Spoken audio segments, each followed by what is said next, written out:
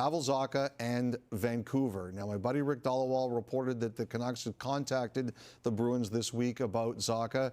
That's true, and I think it's been going on for quite some time. I think it's all the way going back to the summer. The Canucks and Bruins have been on-off about this.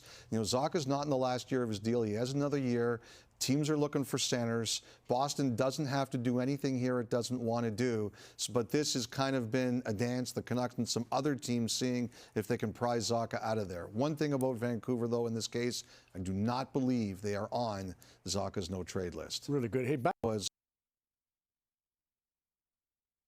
All right, so just wanted to drop that clip at the start of the video. If you're new, hope you subscribe. Thanks for clicking on another Hot Take Hockey video. Definitely drop your comments down below with that like button. Appreciate the support. Yeah, Pavel Zacha makes a lot of sense with the Canucks, right? Like, I've talked about that a few times, and now Elliot Friedman reporting it puts some kind of legitimacy on it. So just kind of going over what Puck GM, some fans are talking about here.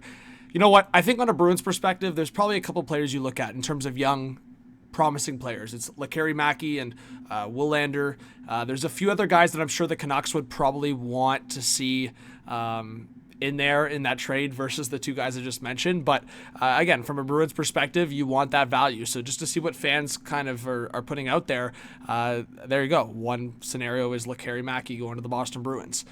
You know what? Zacha has a great start to the season, but you need to understand there's limitations to this player. 50, 60 points in a season? Sure. Can he be a second-line center? Sure. You know what? I think he could be a top-line center, but it doesn't mean that team's making the playoffs. So a second-line center for a playoff team? Yeah, I could see it.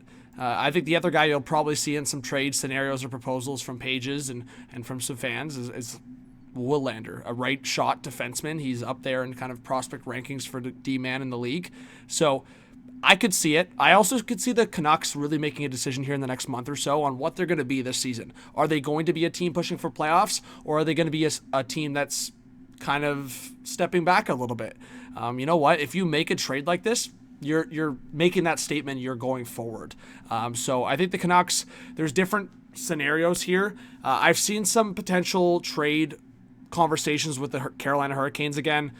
Rewind when they were talking Necas and Pettersson. I don't think it's going to be that big, but a guy like Svechnikov has struggled. I also will say, talking to Canucks fans, seeing the posts online, Canucks fans are fed up already with Evander Kane. It was a trade that was already criticized off the bat, and now Canucks fans are getting really frustrated. So I was trying to find maybe one of the deals with Willander. So this one's another one with Lekari Mackey. But you're seeing this similar structure, whether it's a first and second, one of those young guys that we just talked about.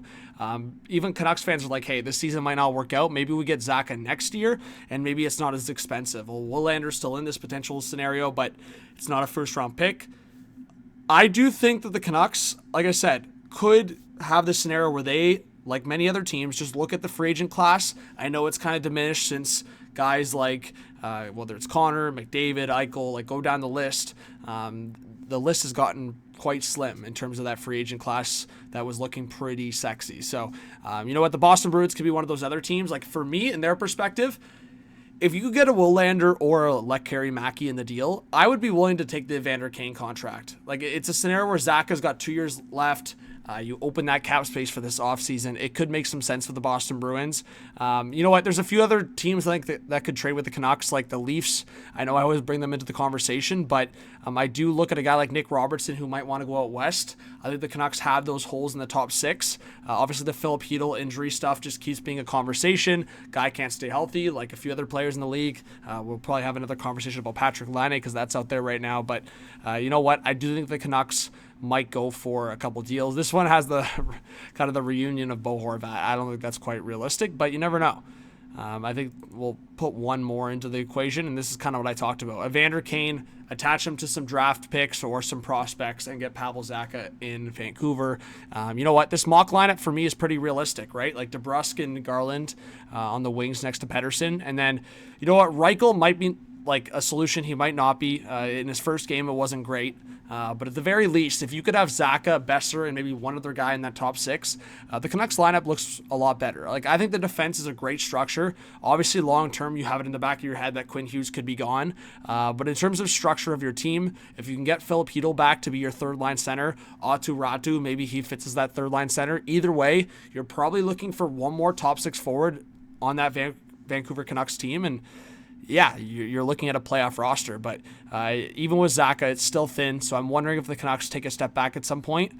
But at the same time, the worry across the board from hockey ops, I'm sure, from fans, everywhere in between, is Quinn Hughes 2 years out from potentially leaving. So give me your thoughts, guys, on the Zacha rumor. Of course, Elliot Friedman put some legitimacy on it. I think it's been a rumor for a bit now. And now the Canucks are obviously eyeing that market for that second-line center, especially with Heedle's injury issues popping up again. So thank you so much. We'll see you on the next video or stream.